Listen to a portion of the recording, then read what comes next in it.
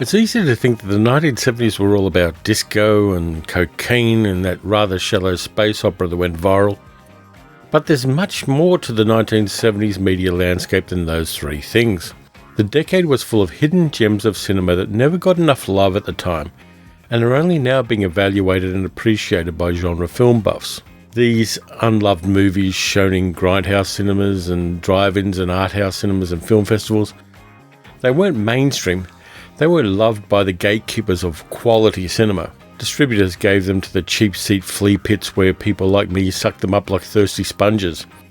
They were outliers that some of us love out of all proportion to their financial and critical success. So here are 5 of my science fiction hidden gems from the 1970s you might want to check out.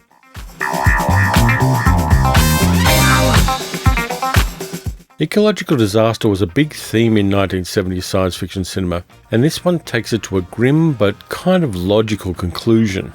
In a polluted, overpopulated future where breathing masks must be worn outside at all times, a worldwide edict is enacted which forbids childbirth for 30 years to ease the population pressure. A couple, Russ and Carol, played by Oliver Reed and Geraldine Chaplin, want a child. They're repulsed by, and rightly so, the robot child surrogates that are offered by their society, and so they form a plan to have a child in secret. Matters are complicated by their friends, neighbours and sometimes lovers, George and Edna, played by Don Gordon and Diane Cilento. George and Edna eventually find out about the child and try to blackmail Russ and Carol into sharing and ultimately giving them the baby. Russ and Carol enact a desperate plan to escape to an unpopulated island where there's no pollution. The movie's predominantly a four-hander with the 2 pairs of actors, and it has moments that are reminiscent of Children of Men, and may well have been an influence on it. This is a grim little film. It's shot in a studio in Denmark, hence the dubbed voices of some of the minor characters, and with production designed by Derek Meddings, who went on to do the special effects for some of the Roger Moore James Bond films and the Christopher Reeve Superman series. You might want to check it out, it's quite interesting.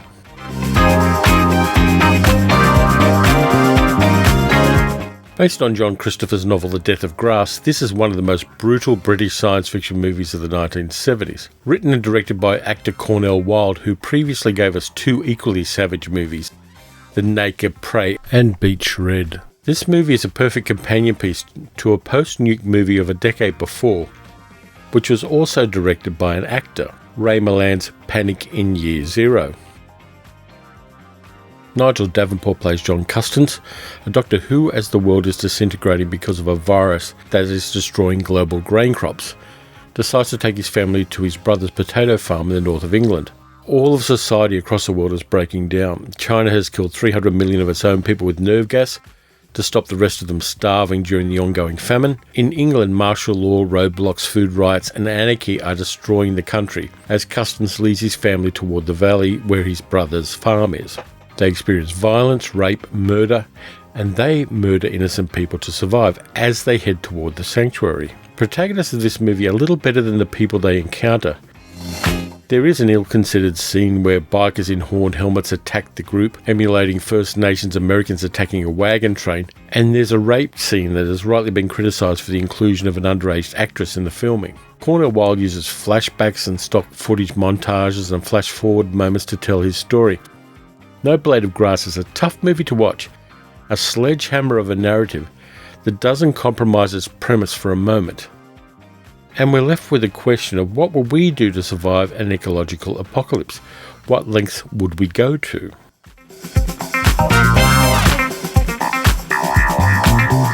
Directed by cult movie favourite Paul Bartel, who also gave us the deliciously naughty Eating Raoul, this movie, produced by Roger Corman's New World Pictures, is the perfect popcorn and beer movie.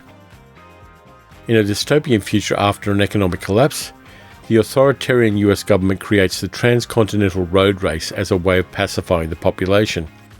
It's kind of reality TV mixed with the Fast and the Furious. David Carradine stars as Frankenstein, the most popular and most successful racer, who with his new navigator Annie, played by Simone Griffith, is taking part in the 20th annual race. The other races include Sylvester Stallone as Machine Gun Joe Viterbo, whatever happened to that guy, and Calamity Jane, played by Mary Woronov. This is a broad, darkly comical satire with lots of undercrank footage of the cars racing through rural California. It's joyfully anarchic, and rewatching it reminds me of how much fun the movies produced by New World were in the 1970s. Speaking of which,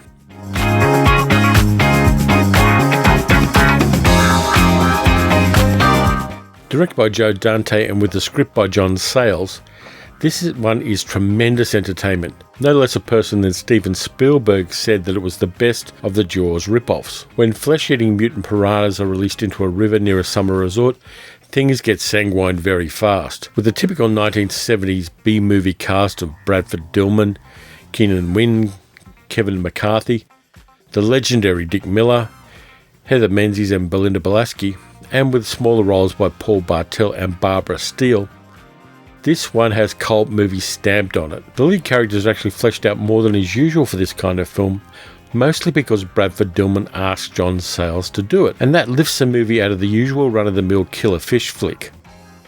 Under Dante's control, it gives us the right combination of gory horror and humour, and it moves along briskly and entertainingly over 93 minutes. Surprisingly, the piranha effects work pretty well too, which is more than you could expect from most of the other Jaws rip-offs at the time. There's a reason this movie produced a sequel and remakes. It's a lot of fun, and that tone of humour mixed with gory horror is one that will never get old.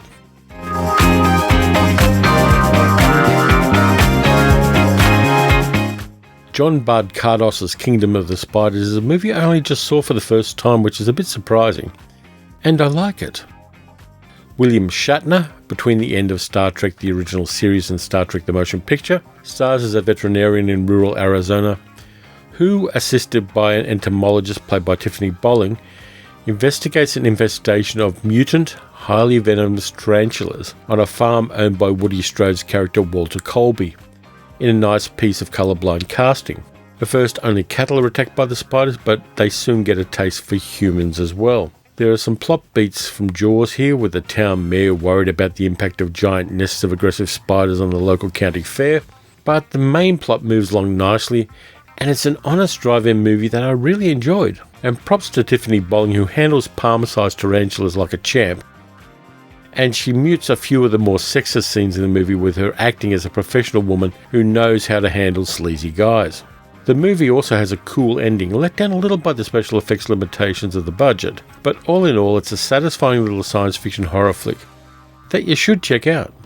So there are my first 5 of 10 1970s hidden gems of science fiction cinema. Part 2 will be out this time next week. And as always, if you like this video, please consider subscribing, hitting the notification bell and giving it a thumbs up. And also, let me know what your hidden gems of 1970s science fiction cinema are. There are just so many of them out there, it was hard to narrow it down to 10. And watch a few 1970s science fiction movies. Watch some good ones, watch some bad ones, and look after yourself.